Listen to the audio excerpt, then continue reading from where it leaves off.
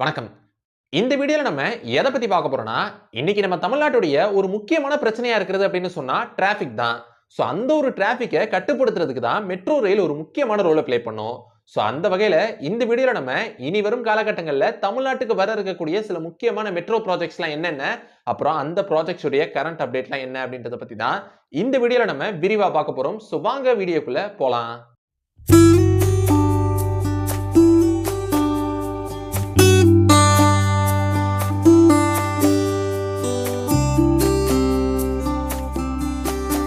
நம்ம லிஸ்ட்ல ஃபர்ஸ்ட் பார்க்க போற ப்ராஜெக்ட் அப்படின்றது திருச்சி மெட்ரோ ரயில் ப்ராஜெக்ட். கடந்த 2011ஆம் ஆண்டு அன்றைக்கு தமிழ்நாட்டுடைய ஆளுநராக இருந்த பன்வாரிலால் புரோஹித் அன்றைக்கு தமிழ்நாடு சட்டமன்றத்துல ஒரு விஷயத்தை சொல்லியிருந்தாரு. தமிழ்நாடு அரசு திருச்சி, மதுரை, அப்புறம் கோயம்புத்தூர் ஆகிய இந்த சிட்டிஸ்க்கான மோனோ ரயில் திட்டத்தை கொண்டு வரதுக்கான feasibility ஸ்டடிய விரைவில் தொடங்க போறாங்க அப்படின்ற ஒரு அறிவிப்பை வெளியிட்டு இருந்தாரு. ஆனா இதுக்கப்புறம் இந்த திட்டம் அப்படின்றது பெரிய அளவுல முன்னெடுக்கப்படல. இதுக்கப்புறம் 2021ஆம் ஆண்டு அக்டோபர் மாசம் திருச்சி கார்ப்பரேஷன் இந்த ஒரு திருச்சி மெட்ரோ ரயில் ப்ராஜெக்ட்டுக்கான காம்ப்ரிஹென்சிவ் மொபிலிட்டி பிளானை தொடங்குறதுக்கான பணிகளை ஆரம்பிச்சிருந்தாங்க. காம்ப்ரிஹென்சிவ் மொபிலிட்டி பிளான் அப்படின்னா வேற ஒன்றும் இல்ல, இந்த பர்டிகுலர் சிட்டியுடைய டிராபிக் பேட்டர்னையும் டிரான்ஸ்போர்டேஷன் இன்ஃப்ராஸ்ட்ரக்சரையும் வச்சு இந்த ஒரு திட்டம் அப்படின்றது சாத்தியமா இல்லையா அப்படின்றத சொல்றது தான் இந்த ஒரு காம்ப்ரிஹென்சிவ் மொபிலிட்டி பிளான். சோ இந்த காம்ப்ரிஹென்சிவ் மொபிலிட்டி பிளானுக்கான பிரிபரேஷனை 2021ஆம் ஆண்டு ஆரம்பிச்சிருந்தாங்க. சோ இதுக்கப்புறம் 2022ஆம் ஆண்டு மே மாசம் சிஎம்ஆர் இந்த ஒரு பர்டிகுலர் திருச்சி மெட்ரோ ரயில் ப்ராஜெக்ட்டுக்கான டீடைல்டு feasibility ரிப்போர்ட்டை தயார் பண்றதுக்கான வேலைகளை ஆரம்பிச்சாங்க. சோ இதுக்கப்புறம் 2023ஆம் ஆண்டு ஏப்ரல் மாசம் இந்த ஒரு பர்டிகுலர் ப்ராஜெக்ட்டுடைய காம்ப்ரிஹென்சிவ் மொபிலிட்டி பிளான் அப்படின்றது முடிக்கப்பட்டுச்சு. அதை தொடர்ந்து 2023ஆம் ஆண்டு செப்டம்பர் மாசம் சிஎம்ஆர்எல் இந்த ஒரு பர்டிகுலர் ப்ராஜெக்ட்டுக்கான டீடைல்டு feasibility ரிப்போர்ட்டை தமிழ்நாடு கவர்மெண்ட்டை சப்மிட் பண்ணிருக்காங்க. சோ இப்போ இந்த ஒரு ப்ராஜெக்ட் தமிழ்நாடு கவர்மெண்ட்டுடைய அப்ரூவல்காண்டி காத்துக்கிட்டு இருக்கு. சோ இந்த ஒரு காம்ப்ரிஹென்சிவ் மொபிலிட்டி பிளான் மற்றும் டீடைல்டு feasibility ரிப்போர்ட் ஆகிய இந்த ரெண்டின் படி திருச்சியில மாஸ் ரேபிட் டிரான்சிட் சிஸ்டம் அப்படின்றது 45 கிலோமீட்டர் தூரத்துக்கு 2 காரிடார்ஸா அமையவிருக்கு. அதன்படி ஃபர்ஸ்ட் திருச்சியில உள்ள சமயபுரத்துல இருந்து வயலூர் வரைக்கும், செகண்ட் திருச்சியில உள்ள துவாக்கடையில இருந்து பஞ்சப்பூர் வரைக்கும்னு இந்த ஒரு ப்ராஜெக்ட் அப்படின்றது 2 காரிடார்ஸா 45 கிலோமீட்டர் தூரத்துக்கு திருச்சியில அமையவிருக்கு. நம்ம லிஸ்ட்ல செகண்ட் பார்க்க போற மெகா ப்ராஜெக்ட் அப்படின்றது சென்னை மெட்ரோ பேஸ் 2. இப்ப நம்ம இந்தியாவிலேயே 5வது மிகப்பெரிய மெட்ரோவை கொண்ட சிட்டியா நம்ம சென்னை இருக்குது. அதுக்கு காரணம் இப்ப கரண்டா சென்னையில 54 கிலோமீட்டர் லென்த்துக்கு மெட்ரோஸ் உடைய லைன்ஸ் இருக்குது. இதனால சவுத்ல பெங்களூருக்கு அடுத்து மிகப்பெரிய மெட்ரோவை கொண்ட சிட்டியா சென்னை இருக்குது. இது இதோட நிக்க போறதும் இல்ல. இப்ப கரண்டா சென்னையில மெட்ரோவுடைய பேஸ் 2 பணிகள் நடந்துகிட்டு இருக்கு. இந்த மெட்ரோவுடைய பேஸ் 2 பணிகள் முடிஞ்சிச்சு அப்படின்னா ஏற்கனவே இருக்கிற 54 கிலோமீட்டர் லென்த் அளவிலான மெட்ரோ லைன்ஸோட சேர்த்து கூடுதலா 119 கிலோமீட்டர் லென்த் அளவிலான மெட்ரோ லைன்ஸ் அப்படின்றது சென்னையை ஃபுல்லா கவர் பண்ற மாதிரி வரப்போகுது. இந்த மெட்ரோவுடைய பேஸ் 2 பணிகள் நிறைவடைஞ்சிருச்சு அப்படின்னா இந்தியாவிலேயே மிகப்பெரிய மெட்ரோவை கொண்ட சிட்டியா நம்ம சென்னை மாறிடும். முதல்ல சென்னைக்கு இந்த மெட்ரோ ஏன் அவசியம் தேவைப்படுது அப்படின்றத பத்தி பாத்துக்கிட்டோம்னா, சென்னை நம்ம தமிழ்நாட்டுடைய கேபிட்டல் அப்படின்றத தாண்டி சென்னை தமிழ்நாட்டுக்கே ஒரு எக்கனாமிக் பவர் ஹவுஸா இருக்கு. ஏன்னா சென்னையில நிறைய இண்டஸ்ட்ரீஸ் இருக்கு. Software industry, automobile industry, electronics hardware industry, அதோட சேர்த்து சென்னையில 2 போர்ட்ஸ் இருக்குது. அது மட்டும் இல்லாம சென்னையுடைய ஜிடிபி மட்டுமே ரொம்ப அதிகமா இருக்கு. இதனால சென்னை தமிழ்நாட்டுக்கே ஒரு எக்கனாமிக் பவர் ஹவுஸா இருக்கு. இதனாலதான் நிறைய ஊர்கள்ல இருந்து வேலை தேடி சென்னைக்கு வராங்க. இதனால சென்னையுடைய பாப்புலேஷன் அப்படின்றதும் நாளுக்கு நாள் அதிகரிச்சுக்கிட்டே இருக்கு. குறிப்பா ஒரு ஸ்டாட் என்ன சொல்லுதுன்னா, 2001ல சென்னையுடைய பாப்புலேஷன் அப்படின்றது 49 லட்சமா இருந்துச்சு. அதே இது 2021 படி சென்னையுடைய பாப்புலேஷன் அப்படின்றது 1.1 கோடி அளவுக்கு உயர்ந்திருக்கு அப்படின்னு சொல்றாங்க. இதனால சென்னையில ஏற்படுற ஒரு முக்கியமான பிரச்சனை என்னவா இருக்குன்னா, அங்க ஏற்படக்கூடிய டிராபிக் தான். சோ அப்படி இந்த டிராபிக்கை கண்ட்ரோல் பண்ணணும் அப்படின்னா மக்கள் அதிகமா பொது போக்குவரத்தை பயன்படுத்தணும். ஆனா இன்னொரு ஸ்டாட் என்ன சொல்லுது அப்படின்னா, 1991ல சென்னையில உள்ள 60% மக்கள் பொது போக்குவரத்தை தான் பயன்படுத்தி இருக்காங்க. மீதமுள்ள 40% மக்கள் தான் ஓன் டிரான்ஸ்போர்ட்டா பயன்படுத்தி இருக்காங்க. ஆனா இந்த ஒரு நிலை 2008ல அப்படியே கம்ப்ளீட்டா மாறிடுச்சு. எப்படின்னா 60% மக்கள் ஓன் டிரான்ஸ்போர்ட்டையும் 40% மக்கள் பொது போக்குவரத்தையும் பயன்படுத்தினாங்க. இதனாலதான் சென்னையில டிராபிக் அப்படின்ற ஒரு பெரிய ப்ராப்ளமா இருக்கு. ஆனா மக்கள் அதிகமா பொது போக்குவரத்தை பயன்படுத்தாததுக்கு ஒரு முக்கிய காரணம் என்னவா இருக்குன்னா, ஓன் வெஹிக்கிள்ஸ்ல இருக்கக்கூடிய கம்ஃபர்ட் பப்ளிக் டிரான்ஸ்போர்ட்ல இருக்கிறது இல்ல அப்படின்றது ஒரு பிரச்சனையா இருக்கு. இதனால சென்னையில டிராபிக்கை கண்ட்ரோல் பண்றதுக்கு கவர்மெண்ட் நிறைய ஸ்டெப்ஸ் எடுத்துட்டே வராங்க.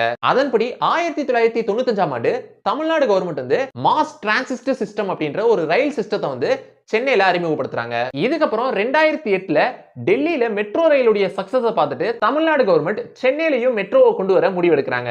இதையொட்டி 2009ஆம் ஆண்டு ஜப்பான் பேங்கிங் கார்ப்பரேஷனோட சேர்த்து லோன் வாங்கி இந்த மெட்ரோவுடைய பேஸ் ஒன் பணிகளை தமிழ்நாடு அரசு தொடங்குறாங்க. இதுக்கப்புறம் இந்த மெட்ரோவுடைய ஃபர்ஸ்ட் ஸ்ட்ரெச்சை 2015ஆம் ஆண்டு திறந்து வைக்கிறாங்க. மெட்ரோஸை பொறுத்த வரைக்கும் கலர்ஸை வச்சு தான் லைன்ஸை வந்து வேரி பண்றாங்க. அதன்படி 2015ஆம் ஆண்டு முதல்ல திறந்து வைக்கப்பட்ட இந்த ஃபர்ஸ்ட் ஸ்ட்ரெச் அப்படின்றது கிரீன் லைன் அப்படின்னு அழைக்கப்படுது. இதுக்கப்புறம் மெட்ரோவுடைய செகண்ட் ஸ்ட்ரெச்சை 2016ஆம் ஆண்டு திறந்து வைக்கிறாங்க.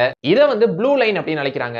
முதல்ல திறந்து வைக்கப்பட்ட இந்த கிரீன் ஸ்ட்ரெச் உடைய லென்த் அப்படின்றது 9.3 கிலோமீட்டர்ஸா இருக்கு. அதே மாதிரி 2016ஆம் ஆண்டு முதல்ல தொடங்கி வைக்கப்பட்ட ப்ளூ லைன் உடைய லென்த் அப்படின்றது 7.7 கிலோமீட்டர்ஸா இருக்கு. இதுக்கப்புறம் இந்த கிரீன் லைனையும் ப்ளூ லைனையும் கொஞ்சம் கொஞ்சமா எக்ஸ்டெண்ட் பண்ணி இப்ப கரண்டா சென்னையில 54 கிலோமீட்டர் லென்த் அளவிலான மெட்ரோ லைன்ஸ் அப்படின்றது இருக்குது. இந்த நிலையில தான் கடந்த 2020ஆம் ஆண்டு சென்ட்ரல் கவர்மெண்ட் வந்து சென்னையுடைய மெட்ரோ பேஸ் 2 பணிகளை வந்து தொடங்கி வச்சாங்க.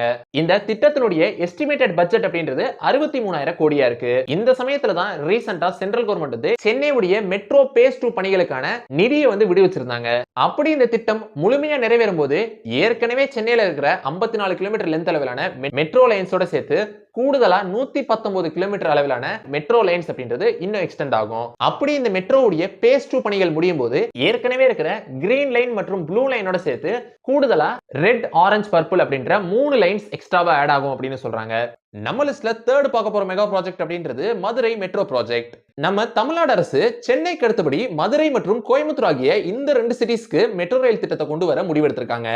அதை ஒட்டி கடந்த வருஷம் இந்த ப்ராஜெக்ட்டுக்கான டீடைல்டு ப்ராஜெக்ட் ரிப்போர்ட்டை சென்ட்ரல் கவர்மெண்ட் சப்மிட் பண்ணியிருந்தாங்க. ஆனா சென்ட்ரல் கவர்மெண்ட் இந்த ப்ராஜெக்ட்டுக்கான இன்னும் சில கூடுதலான ஆவணங்களை கேட்டிருக்காங்க. சோ அதனால இந்த ப்ராஜெக்ட்டுக்கான டீடைல்டு ப்ராஜெக்ட் ரிப்போர்ட்டை மீண்டும் தயார் செஞ்சு வராங்க. சோ அப்படி வர இருக்கக்கூடிய மதுரை மெட்ரோ ரயில் திட்டம் அப்படின்றது திருமங்கலத்துல இருந்து ஒத்தக்கடை வரைக்கும் 31.93 கிலோமீட்டர் தூரத்துக்கு இந்த ஒரு மெட்ரோ ரயில் திட்டம் அப்படின்றது வர இருக்கு.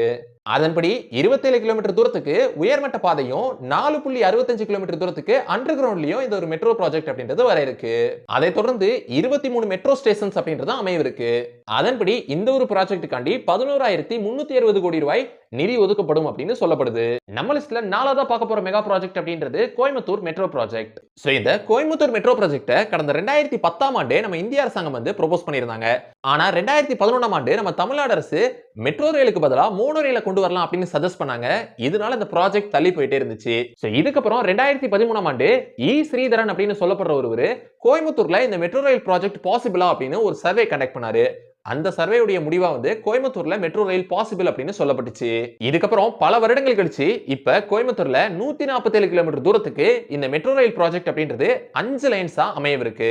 இதை தொடர்ந்து இந்த மெட்ரோ ப்ராஜெக்ட் உடைய டீடைல்டு ப்ராஜெக்ட் ரிப்போர்ட்டை கடந்த 2023ஆம் ஆண்டு ஜூலை மாசம் தமிழ்நாடு அரசு கிட்ட தரப்பட்டுச்சு. அதை தொடர்ந்து தமிழ்நாடு அரசும் 2024 பிப்ரவரி மாசம் இந்த ப்ராஜெக்ட்டுக்கான அப்ரூவலையும் கொடுத்துட்டாங்க. இப்போ கரண்டா சென்ட்ரல் கவர்மெண்ட் அப்ரூவலுக்காண்டி இந்த ப்ராஜெக்ட் வெயிட் பண்ணிட்டு இருக்கு. நம்ம லிஸ்ட்ல 5ஆவதா பார்க்க போற மெட்ரோ ப்ராஜெக்ட் அப்படின்றது சேலம் மெட்ரோ ப்ராஜெக்ட். 2011ஆம் ஆண்டு நம்ம சென்ட்ரல் கவர்மெண்ட் வந்து இந்தியால உள்ள டயர் 2 சிட்டிஸ்க்கான மெட்ரோ ரயில் ப்ராஜெக்ட் அனௌன்ஸ் பண்ணியிருந்தாங்க. ஆனா அதே 2011ஆம் ஆண்டு நம்ம தமிழ்நாடு அரசு வந்து மெட்ரோ ரயிலுக்கு பதிலா மோனோ ரயிலை கொண்டு வரலாம் அப்படின்னு சஜஸ்ட் பண்ணாங்க. சோ இதுக்கப்புறம் இந்த ஒரு ப்ராஜெக்ட் அப்படின்றது தள்ளி போயிட்டே இருந்துச்சு. இதுக்கப்புறம் ரீசெண்டா 2021ஆம் ஆண்டு சென்னை மெட்ரோ ரயில் லிமிடெட் வந்து இந்த சேலம் மெட்ரோ ரயில் ப்ராஜெக்ட்டுக்கான feasibility ஸ்டடியையும் டீடைல்டு ப்ராஜெக்ட் ரிப்போர்ட்டையும் ரெடி பண்ணுவாங்க அப்படின்னு சொல்லப்பட்டிருந்துச்சு. இதுக்கப்புறம் கடந்த 2023ஆம் ஆண்டு சிஎம்ஆர்எல் அபிஷியல்ஸ் என்ன சொல்லியிருந்தாங்க அப்படின்னா இந்த ஒரு சேலம் மெட்ரோ ரயில் ப்ராஜெக்ட் அப்படின்றது 2 ரூட்ஸ்ல 40 கிலோமீட்டர் தூரத்துக்கு சேலத்துல வர இருக்கு அப்படின்னு சொல்லியிருந்தாங்க.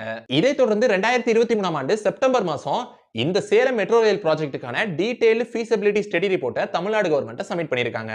சோ இதுதான் சேலம் மெட்ரோ ரயில் ப்ராஜெக்ட்டுக்கான இப்ப வரைக்கும் இருக்கிற அப்டேட்ஸ். நம்ம லிஸ்ட்ல 6ஆவதா பார்க்க போற மெகா ப்ராஜெக்ட் அப்படின்றது ஒசூர் பெங்களூரு மெட்ரோ ப்ராஜெக்ட். பெங்களூர்ல இருந்து 40 கிலோமீட்டர் தொலைவில் உள்ள ஒசூர் வந்து இன்னைக்கு பெங்களூருக்கு நிகரா வளர்ந்து வர்ற ஒரு முக்கியமான இண்டஸ்ட்ரியல் சிட்டியாவும் மற்றும் பெங்களூருக்கு நிகரான ஒரு ட்வின் ஐடி சிட்டியாவும் மாறிக்கிட்டு இருக்கு. அதுக்கு சில முக்கியமான காரணங்கள் அப்படின்னு எடுத்துக்கிட்டோம்னா ஒசூருடைய வெதர், அப்புறம் அங்க இருக்கக்கூடிய இண்டஸ்ட்ரியல் ஹப்ஸ், அப்புறம் இதோட சேர்த்து ஃபியூச்சர்ல வர இருக்கக்கூடிய ஒசூர் இன்டர்நேஷனல் ஏர்போர்ட் அப்படின்னு பெங்களூருக்கு நிகரா ஒசூர் வளர்ந்து வரதுக்கு ஒரு முக்கியமான காரணங்களா இதெல்லாம் இருக்குது. சோ அதனால இந்த 2 சிட்டிஸ்க்கு இடையிலான பப்ளிக் டிரான்ஸ்போர்ட்டை ஸ்மூத் ஆக்கணும் அப்படின்ற ஒரு நோக்கத்தோட தான் பெங்களூருக்கும் ஒசூருக்கு இடையிலான ஒரு மெட்ரோ ப்ராஜெக்ட் அப்படின்றத கொண்டு வர கவர்மெண்ட் முடிவெடுத்திருக்காங்க. அதன்படி பெங்களூர்ல உள்ள பொம்மச்சந்திரால இருந்து ஒசூர் வரைக்கும் 23 கிலோமீட்டர் தூரத்துக்கு இந்த ஒரு மெட்ரோ ப்ராஜெக்ட் அப்படின்றது பிளான் பண்ணியிருக்காங்க. அதுல 11 கிலோமீட்டர் அப்படின்றது தமிழ்நாட்டுக்குள்ளேயும் மீதமுள்ள 12 கிலோமீட்டர் கர்நாடகாக்குள்ளேயும் வருது. இதுக்கு நடுவுல 12 மெட்ரோ ஸ்டேஷன்ஸ் அப்படின்றதும் வேற இருக்கு. சோ இந்த ஒரு ப்ராஜெக்ட் தான் சவுத் இந்தியால அறிவிக்கப்பட்டிருக்கக்கூடிய first inter state metro project அப்படின்றதும். சோ இந்த ஒரு ப்ராஜெக்ட் சம்பந்தமா ரீசெண்டா கூட சிஎம்ஆர்எல் அபிஷியல்ஸ் வந்து பெங்களூரு விசிட் பண்ணி இது சம்பந்தமா டிஸ்கஸ் பண்ணிருக்காங்க. சோ இத பத்தி தான் இந்த வீடியோல நான் உங்ககிட்ட ஷேர் பண்ணிக்கலாம் அப்படின்னு நினைச்சேன். சோ இந்த வீடியோ உங்களுக்கு பிடிச்சிருந்துச்சுனா லைக் பண்ணுங்க, உங்க ஃப்ரெண்ட்ஸ்க்கு ஷேர் பண்ணுங்க, அப்புறம் மறக்காம நம்ம சேனலை சப்ஸ்கிரைப் பண்ணிட்டு பக்கத்துல உள்ள பெல் ஐகானை கிளிக் பண்ணிக்கோங்க. So see you next video. Until signing off by Sabri Karthik.